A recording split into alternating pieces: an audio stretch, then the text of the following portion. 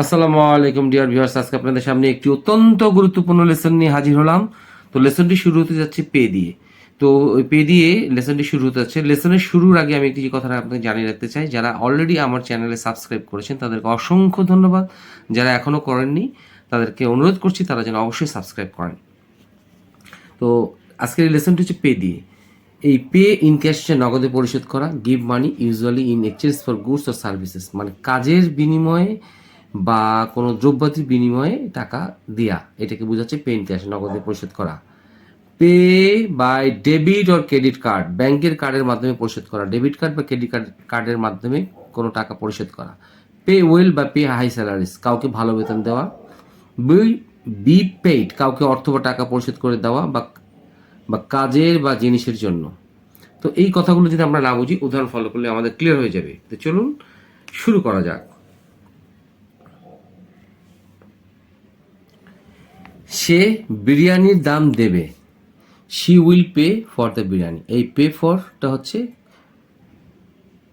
শোধ করা, বিরিয়ানির টাকা নগদে দিবে। আচ্ছা, she will pay for the biryani, সে বিরিয়ানির টাকাটা দেবে। আমি নগদে বিরিয়ানির দাম দেব, দেখবে I shall pay the bill of biryani in cash. এই প্যাটার্নটা আমাদেরকে মনে রাখতে হবে। একটা হচ্ছে বিল পরিশোধ করব, কিসের? বিরিয়ানির বিল পরিশোধ করব, পে এর সঙ্গে ফর দিতে হবে। আর একটা হচ্ছে নগদে বিরিয়ানির দাম দেবো, I shall pay the bill of biryani in cash.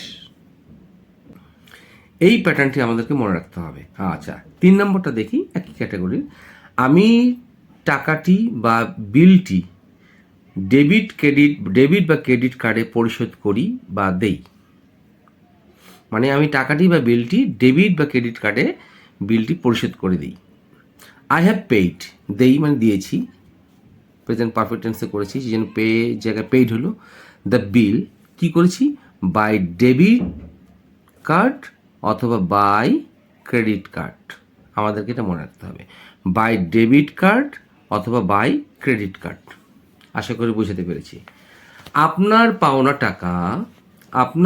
টাকা আমি নগদে পরিশোধ করে দিয়েছিলাম, পাস্ট রেমিটেন্স। তাহলে I paid you the money in cash, আমি আপনাকে নগদে টাকাটা পরিশোধ করেছিলাম। What you owe to me, যে টাকাটি আপনি আমার কাছে পাওনা। আশা করি বোঝাতে পেরেছি। এই ও টু সামবডি কার কাছে পাওনা, মানে যে আমি টাকাটা নগদে পরিশোধ করছি, যেই টাকাটি আপনি আমার কাছে পাওনা। আশা করি বোঝাতে পেরেছি। লোকটি এই দোকানটির জন্য মাসে 20,000 টাকা নগদে পরিশোধ করে। দ্য ম্যান পেস, যেহেতু থার্ড পারসন এই জন্য পেয়ের সঙ্গে এস যোগ হয়েছে, কত টাকা? 5,000 কি মাসে, এ মান্থ। তাহলে আমি আবারও বলছি, দ্য ম্যান পেস টাকা 5,000 এ মান্থ কি ফর দ্য শপ, কিসে? নগদে যদি বলি তাহলে ইন ক্যাশ। আশা করি এই প্যাটার্নগুলো আপনারা মনে রাখবেন।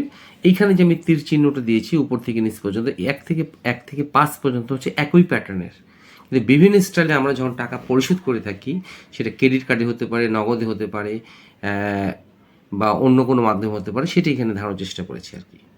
এখন আসি, মহিলাটি ঋণ বা ফাইন বা মুক্তিপণ বা চাঁদা পরিশোধ করেছিল। আচ্ছা, তো এই translation to the woman paid করেছিল দ্য ডেট, যদি বলি ঋণ, পেইড কি করেছিল? দ্য ঋণ। যদি বলি ফাইন, দ্য ফাইন, এখানে হবে the fine, the fine. The date, এই দ্য ফাইন অথবা এই দ্য এক্সটর্শন মানি, অর্থ হচ্ছে মুক্তিপণ, অথবা এই চাঁদা, একই জনই এক্সটর্শন, মানে এই এক্সটর্শন মানি বা এক্সটর্শন হচ্ছে মুক্তিপণ বা চাঁদা, বা এই ফাইন বা এই ঋণ। এই দিটা হচ্ছে সবার সঙ্গে বসবে, এই দিটি হচ্ছে সবার সাথে বসবে। আমি আশা করি বোঝাতে পেরেছি। আমি আবারও রিপিট করছি, মহিলাটি ঋণ হোক, সেটা ফাইন হোক বা মুক্তিপণ চাঁদা পরিশোধ করেছিল। তাহলে দ্য ওম্যান পেইড করেছিল, দ্য ডেট ঋণ পরিশোধ করেছিল, বা দ্য ফাইন পরিশোধ করেছিল, দ্য এক্সটর্শন মানি অথবা এক্সটর্শন এই চাঁদা, বা এই চাঁদা মানি চাঁদার টাকা, বা মুক্তিপণ, এক কথায় চাঁদার টাকা বললে হবে, মুক্তিপণ কি করেছিল, পরিশোধ করেছিল। আশা করি বুঝতে পেরেছি। আমাদের প্রতিষ্ঠান ভালো বেতন বা খুব ভালো বেতন দেয়। আচ্ছা, এই যে পেজ ওয়েল বা pay high salaries, our organisation pays well, অনেক টাকা দেয়, ভালো টাকা দেয়, ভালো বেতন দেয়, পেজ হাই স্যালারিস। হয় আমরা এটা ইউজ করবো, নতুবা আমরা এটা ইউজ করবো। এখন পেজ কেন হলো? যেহেতু আওয়ার অর্গানাইজেশন হচ্ছে থার্ড পার্সন সিঙ্গুলার নাম্বার। আশা করি বোঝাতে পেরেছি। আমাকে এই কাজের জন্য 1,000 টাকা দেওয়া হয় বা পরিশোধ করা হয়েছে। আশা করি বোঝাতে পারছি।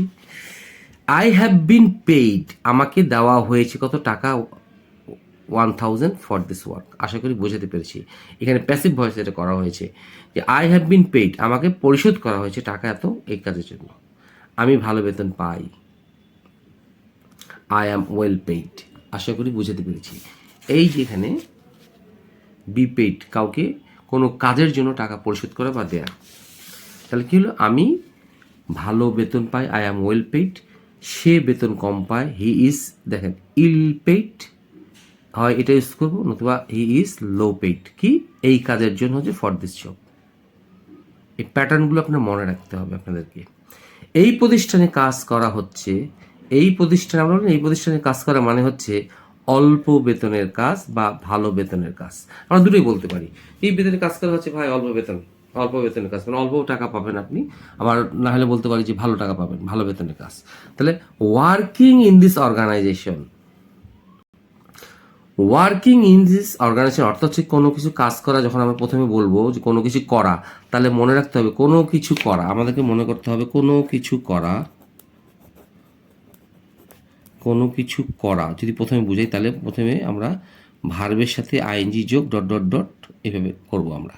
তো এইটাই হচ্ছে ওয়ার্কিং ইন দিস অর্গানাইজেশন। এই প্রতিষ্ঠানে কাজ করা মানে হচ্ছে is a low paid job, মানে অল্প বেতনের কাজ, বা is a well paid job, অর্থাৎ ভালো বেতনের কাজ, মানে এখানে ভালো বেতন দেওয়া হয় বা এখানে অল্প বেতন দেওয়া হয়। আমরা দুটোই বলতে পারি যে কোনো প্রতিষ্ঠানে কম টাকা দেওয়া হয়, কোনো প্রতিষ্ঠানে ভালো বেতন, ভালো টাকা দেওয়া হয়, ভালো বেতন দেওয়া হয়। তারা কম বেতনের দিনমজুর, হ্যাঁ, মানে তারা খুব কম টাকা পায়। দে আর লো পেইড ডে লেবারার্স, তারা হচ্ছে দিনমজুর, কিন্তু তাদেরকে খুব কম বেতনের, বলি না যে আসলে এই দিনমজুর অনেক কম টাকা পায়, এরা কম বেতনের দিনমজুর। এই কথাগুলো যখন আমরা বলবো, তখন আমরা এই স্ট্রাকচার বা এই প্যাটার্নটি আমরা ফলো করবো। তো আশা করি আপনাদেরকে বোঝাতে পেরেছি। ভালো লাগে থাকলে অবশ্যই লাইক শেয়ার কমেন্টস করবেন। আর আপনাদের লাইক শেয়ার কমেন্টস দ্রুত অন্যদের কাছে পৌঁছালে তারা লেসনগুলি তারা স্বাচ্ছন্দ্যে উপভোগ করতে পারবে। সেই প্রত্যাশায় ভালো থাকবেন, সুস্থ থাকবেন। আসসালামু আলাইকুম।